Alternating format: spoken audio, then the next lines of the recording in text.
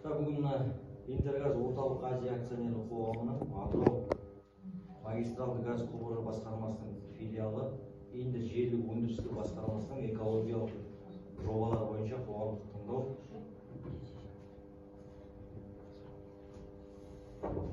Ашық жиналыстар арқылы қоғамдық тыңдаулардың өткізу регламентімен таныстырып өтейін. Қоғамдық тыңдауға қатысушыларды тіркеу, қоғамдық тыңдаудың ашылуы, төрағаны сайлау, хатшыны сайлау. Регламент бойынша баяндамашының сөз сөйлеу ұзақтығы 10 минут. Баяндамадан соң сұрақ жауап ескертумен ұсыныстар тыңдалады. Қоғамдық тыңдауларды қорытындылау. Төраға ретінде Индербор кент әкімінің орынбасары Нұриев Қайыржан, хатшы ретінде Алия Эко жауапкершілігі шектеулі серіктестігінің эколог маманы Абуова Сапураны ұсынамын. Қарсылық жоқ па. Егер қарсы тарап болмаса, онда сөз кезегіне өзіңізге келейік, баяндамашы. Саламатсыздар ма, құрметті қоғамдық тыңдауға қатысушылар. Бүгінгі қоғамдық тыңдаудың негізгі мақсаты ол сізге Интергаз Орталық Азия акционерлік қоғамының Атырау магистралды газ басқармасының жалпы қызметі туралы түсіндіру. Ертең қоғамдық тыңдаулар сіздердің алдарыңызда өткізіліп отыр. Себебі Интербор ауылы маңында Интер компрессор станциясы көмекші өнімдері мен Интер газ тарату станциясы, Елтай ауылы маңында Елтай газ тарату станциясы орналасқан. Бұл станциялар сіздердің үйлеріңізге және басқа елді мекендерге табиғи газ жеткізеді. Бұндай тыңдаулар бізде жаңа экологиялық рұқсат алу үшін арнайы бекітілген ережелерге, талаптарға сәйкес өткізіліп отыр. Бұл қоғамдық тыңдауда жаңа нысандар салу немесе жабдыққа күрделі жөндеу жүргізу мәселелері қаралмайды. Жобаға кейбір өзгерту енгізуге байланысты жасалып отырған жоба. Интер желілік өндіріс басқармасы үшін рұқсат етілген штандарт нормативтердің жобасында 2025-2034 жылдар кезеңде негізгі технологиялық жабдықты пайдалануды ескере отырып, атмосфера ластану көздерінің әсері бағаланды. Рұқсат етілген штандарт нормативтердің жобасына түзетулер енгізу үшін штандарт көздерін сәйкестендіру, қолданылатын есептеу әдістемелерін біріздендіру қажеттілігі негіз болды. 1997 жылғы шілде құрылған Интергаз Орталық Азия акционерлік қоғамы Қазақстан Республикасының газ тасымалдау жүйесін пайдалану мен техникалық қызмет көрсетуді жүзеге асырады. Атырау магистралды газ құбыры басқармасы Интергаз Орталық Азия акционерлік қоғамы құрылымдық бөлімшелерінің бірі болып табылады. Интер желілік өндірістік басқармасы Интергаз Орталық Азия акционерлік қоғамы Атырау магистралды газ құбырлары басқармасының құрамына кіреді. Қызметтің негізгі түрі бұл магистралды газ мұнай өнімдері құбырларын жобалау және пайдалану. Тұрғын және коммуналдық тұрмыстық нысандарды газдандыру бойынша өндіріс және жөндеу жұмыстары, мұнай газ кәсіпшілігінің жабдықтарын жөндеу, магистралдық және өзге де құбырларды пайдалану болып табылады. Интер желілік өндірістік басқармасында станциялық құрылыстар, яғни Интер компрессор станциясы, автоматтық газ тарату станциясы, Интер БТП және автоматтық газ тарату станциясын ескеріп береді. Автоматтық газ тарату станция газдың жоғары қысымын белгілі төмен қысымға түсіріп, оны керек деңгейде сақтап тұру, тазарту және жылыту үшін арналған. АГТС-тағы негізгі технологиялық процестер бұл энергиямен жабдықтау, электрохимиялық қорғаныс, найзағайдан қорғау және жерге қосу, қорғаныс жүйелері, бума, дабыл, байланыс, газды зиянды қоспадан тазарту, газ қысымын төмендету, газ шығынын есепке алу және жүйе параметрлерін бақылау, газды иістендіру, газды жылыту бұл қысқы кезеңінде. Негізгі технологиялық жабдықты пайдалану кезеңінде атмосфералық ауаны ластаудың 162 ластау көздері жүргізеді. Оның ішінде 152 ұйымдастырылған, оны ұйымдастырылмаған. Бұл ретте ластаушы заттардың жиынтық шығындысы жылына 41,3122 тоннаны құрайды. Интер желілік өндірістік басқармасында су, душ кабиналары, санитарлық техникалық құралдарда, автоматикалық өрт сөндіру құралдарында, хим лаборатория қажеттілігіне жылумен қамтамасыз ету, жылыту жүйесін толтыру, шайын және толтыру, резервуарларды тазалау, едендерді жуу, жасыл желдер мен қатты жабындарды суару үшін қолданылады. Химиялық зертханадан, жылумен қамтамасыз ету жүйесінен, ауыз су резервуарларын шаюдан, ғимараттарды тазалаудан, душ кабиналарын және санитарлық құралдардан шыққан тұрмыстық ағынды сулар біріктірілген кәріз жүйесі арқылы өздігінен кәріз сорғы станциясының тереңдігін қабылдау резервуарына түседі. Кәріз сорғы станциясының ағынды сулар қысымдағы құбыр арқылы болыс елу блоктық жергілікті тазарту құрылғысына жіберіледі. Ол тәулігіне 20 метр куб суды тазартуды қамтамасыз етеді. Тазартудан кейін тұрмыстық ағынды сулар жинақтаушы ластаушы, буландырушы бағытталады. Ағынды сулардағы ластаушы заттардың мөлшері жылына 3,2 тоннаны құрайды. Қалдықтарды басқару бағдарламасының негізгі мақсаты өндіріс және тұтыну қалдықтарының түсіру көлемін азайту және олардың қоршаған ортаға әсерін азайту болып табылады. Осы бағдарламада келтірілген түзелетін қалдықтардың түрлері, қалдықтар пайда болатын өндірістік процестер, өндіріс және тұтыну қалдықтарының түсірілуін есептеу, өндіріс және тұтыну қалдықтарының жіктелуі, өндірістік және тұтынудың түзелетін қалдықтар кейін шарттар бойынша мамандандырылған ұйымдарға қайта өңдеуге және көмуге әкете отырып кәсіпорындарға арнайы бөлінген орындарда уақытша сақтауға жатады. Қалдықтарды уақытша жинау қатаң түрде мамандандырылған орындарда, сыйымдықтарда және мамандандырылған алаңдарда жүргізіледі. Бұл қоршаған орта компоненттердің ластауын азайтады немесе толығымен жояды. Интергаз орталық Азия акционерлік қоғамы Атырау магистральды газ құбыры басқармасы балансында меншікті жинағыштар, полигондар жоқ. Өндіріс және тұтыну қалдықтарының көму лимиттері жоқ. Газды тасымалдау процесі қалдықтардың пайда болуын қарастырмайды. Пайдалану барысында жабдықтың жұмыс істеуін қамтамасыз етуге байланысты қалдықтардың шамалы көлемі өсіріледі. Интергаз орталық Азия акционерлік қоғамы Атырау магистральды газ құбыры басқармасы филиалының Индер желілік өндірістік басқармасы келесі іс-шараларды өткізеді. Атмосфераға ластаушы заттар шығарындардың көздерін, рұқсат етілген шығарындардың типтерінің жобасын бақылау жоспары кестесіне сәйкес бақылау жүргізу, су тұтыну мен су құрамын бақылау, ағынды сулармен бірге шығаратын ластаушы заттардың түрлерін бақылау, радиациялық бақылау, қалдықтардың пайда болуы мен олармен жұмыс істеуді бақылау, қалдықтарды басқару бағдарламасын іске асыруын бақылау, табиғи ортаның жай-күйін көзбен шолу арқылы бақылау. 2025-2034 жылдарға арналған қоршаған ортаны қорғау жөніндегі іс-шаралар жоспарының жобасы бойынша Интергаз орталық Азия акционерлік қоғамы Атырау магистральды газ құбыры басқармасының филиалының Индер желілік өндірістік басқармасының қаржыландырудың жалпы көлемі 4,450,000 теңгені құрайды. Назар қойып рахмет. Егер жобаға қатысты сұрақтарыңыз, ұсыныстарыңыз болса, қойған болайын. Тазартылған су ең соңында қайда барады? Аты-жөніңізді айтып жібересіз бе? Сұрақ қоюшы адам. Индер ауданының қоғамдық кеңестер төрағасы Дәутәлиев Жандон. Айтамын сұрағыңыз. Сұрағым, сіздер қанша суткасына куба су алынады деді. Сол әдер тазартылғаннан кейін қайда барады? 50 метр суды тазартуды қамтамасыз етеді деп айтылды ғой, сол қайда барады дейді. Ол полииспарение дегенге барады, буландыру алаңдарына барады. Буландыру алаңдарына. Иә. Қосымша айтып жіберейін, Индер желілік өндіріс басқармасының басшысы айтып отқан сұраққа. Сол бүкіл компресс станцияның кәріз суы келіп приемный колодец дейді, сол колодецке жиналып, ары қарай сол компрессорлық станцияда блок очистки дейді, сондай блок бар, содан тазаланып, ары қарай сол полииспарениеге болады. Полииспарение бізде асты толықтай пленкамен қамтылған, и сол полииспарениенің айналасында бізде наблюдательный қарау скважиндары бар. Сол скважиннан бізде тоже жылына 2 рет анализ алып тұрады мердігерлер. Сонымен су кетіп жатыр ма, кетіп жатқан жоқ па, сол тексеріп отырады. Түсінікті. Тағы да сұрақтарыңыз. Бұл жерде сосын выбросты көбейді деп тұр ма? Жоқ, бұл жерде өзгеріс дейтін жалпы бізде 10 жылға бұрын алып қойған 2024-те да. Бізде осы жылға мына компресс станцияның жылыту қазандықтарын ауыстырайын деп жатыр, бұйырса осы қазан айынан бастайды. Потому что оның пайдалану мерзімі іштен шығып жатыр. Сосын бізде мына агрегс Индерге дополнительно қосымша ПГА дейді, газ жылыту шығыста. Сол изменение бойынша соған өзгерістер енгізіп жатыр. Бізде де тексеріс экология департаменті тексереді, соған біздер заранее дайындап отырғанбыз. Құжаттар түгел болсын деп сәйкес. Бұрынғы нелерге қарағанда қандай дегенім бұл салыстырмалы выбросты? Қандай не болды? Өзгеріс жоқ, бірдей бәрі. Қандай көлемде болады деп тұрғаным ғой.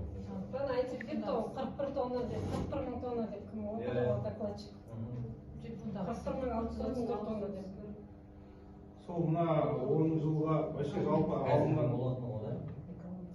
иә, жоспарланып отырған 41.634 тонна өндіріс ауаға шығатын. Бірақ біздерде сол бұрынғымен қалай дегенім ғой. Бұрындағысымен разница бар ма, қандай?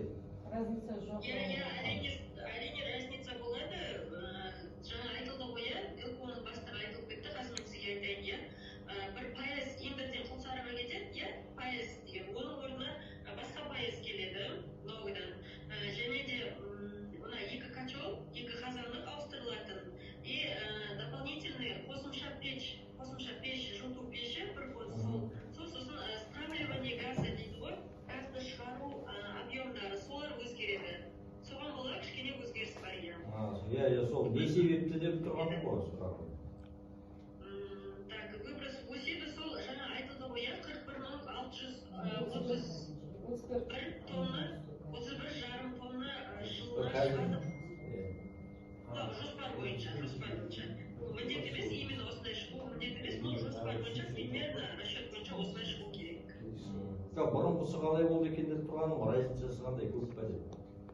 Так, разницасы бар. Бұрынғысы 30 мың болды. Бұрынғысы 30 мың болды. Қазір 41 мың болады. 10 мыңдай де? Иә, 10 мыңдай. Бана жұмыстарға байланысты тұр, соған байланысты өтіліп тұр.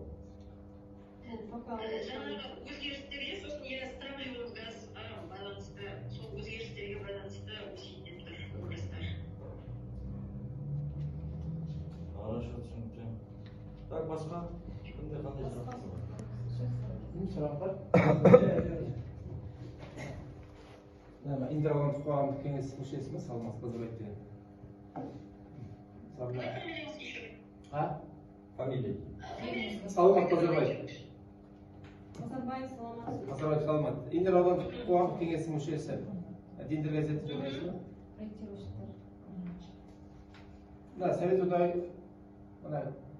Совет одағы кезінде бізде Интербарат келінші болып басқасы көптеген кәсіпорындар болды ғой. Соның ішінде осы экологиядан ең қиындық келтіретіні осы біздің газопровод болған екен. Оны біздің Интербарат экологиялық инспектор болған Марат Мұхановтың айтуынша осы ең экологиялық проблемный 90% осы газопровод алған екен.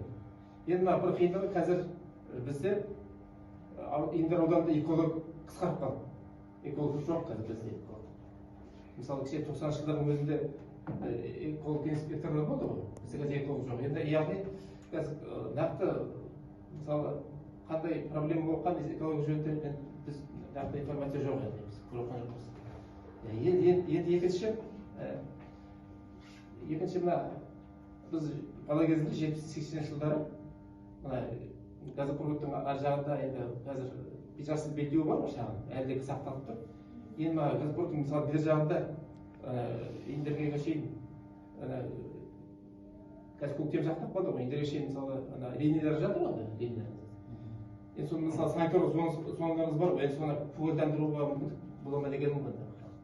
Халықтың таза қоршаған ортасына көгалдандыру жағы қалай болады?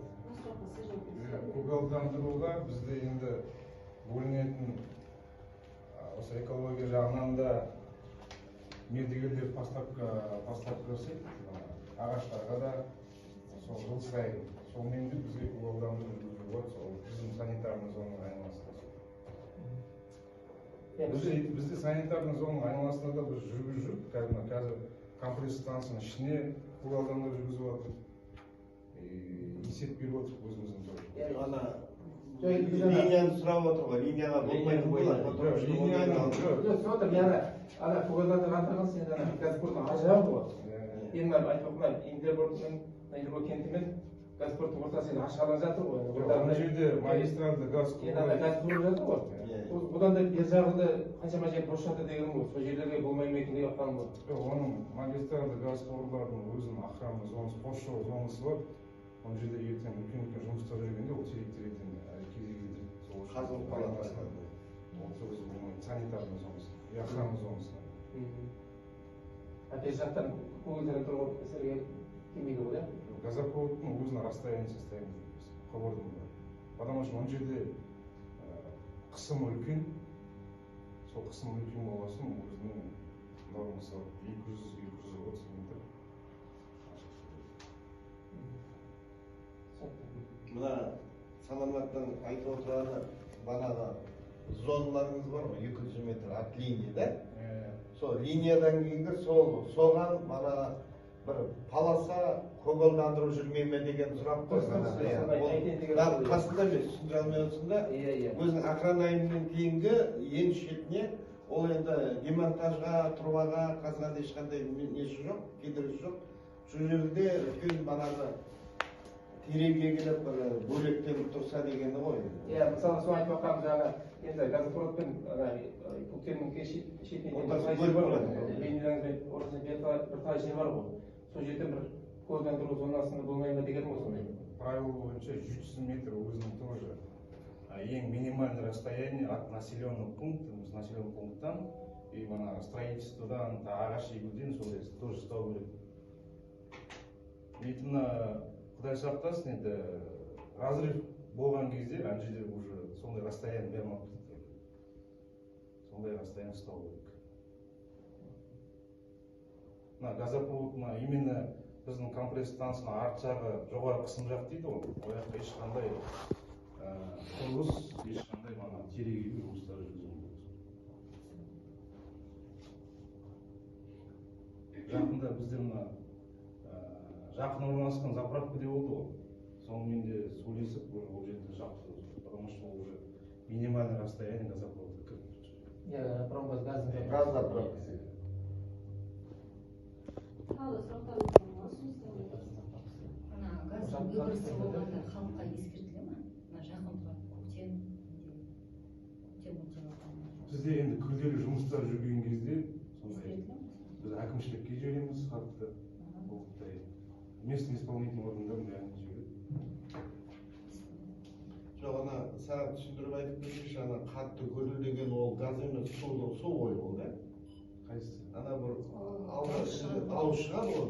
Дауыс шыққан кезде ол бізде мына жақында осы соңғы 2 жылдықта орталық Азия, орталық үлкен газопроводқа күрделі жұмыстар жүргізді, күрделі жөндеу жұмыстары. Оның жерде ол шыққан газ емес, ол жерде ауа. Күрделі жұмыс ремонт жасалғаннан кейін, жөндеу өткеннен кейін, оны біз сынақтан өткіземіз.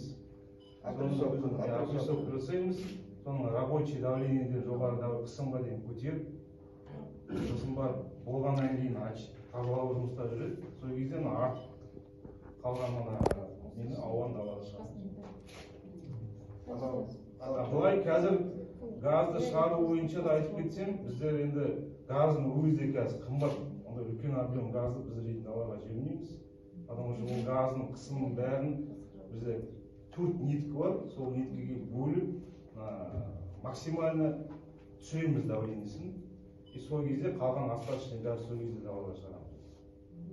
Сіз фамилияны айтыңыз, жасыл. Каспер бөлімі. Үмітқалиева. Сен де жазып алғансың да? Кәсіпкер бөлімінен үмітқалиева сұрақ қойып. Тағы сұрақтарыңыз бар ма? Жоқ, басқа сұрақ.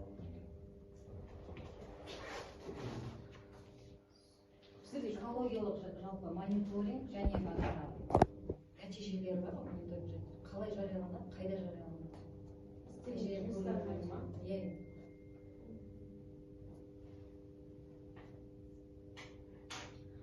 Света, сұрақ қойып жатыр, экологиялық мониторинг жүргізгеннен кейін ол қалай жарияланады дейді. Істелінген шаралар жөнінде. Мониторинг ол кешіріңіз, ол кішкене біздің жобаға байланысты сұрақ емес, бірақ та осында эколог отырау деймін, сол түсіндіріп бермесе өзінің өлкудың. Себебі біз мониторинг жасамаймыз, я біз тек жаңағы рұқсатнамасын алып береміз да, мониторинг оған өздері жауапты болады, өлкудың адамдары. Сондықтан мен сізге қазір айта алмаймын. Мониторинг жүргізеді ғой өзімізде. Программный организация өзімізге отчетпен квартал сайын тапсырып көрсетіп отыр өзімізге. Сонда біздер неге департамент экология тапсырып көрсетіп отыр.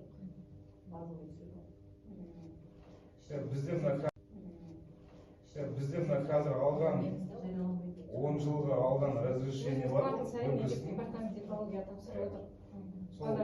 Мониторинг жасалған бойынша. Превышение бар ма жоқ па соны көрсетеді. Ай сайын отчет тапсырады ғой. Біз өзімізден ай сайын кварталына тапсырады, экология департаментіне тапсырады.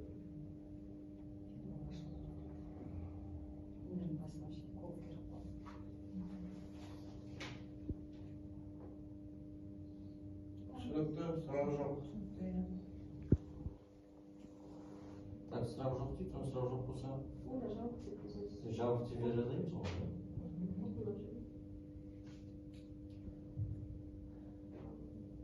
Енді баяндамашының несін тыңдадыңыздар. Енді өздеріңе болған сұрақтарына жауап алды деп есептеймін. Енді басқа сұрақ жоқ болса онда тыңдауды жабық деп жариялайын.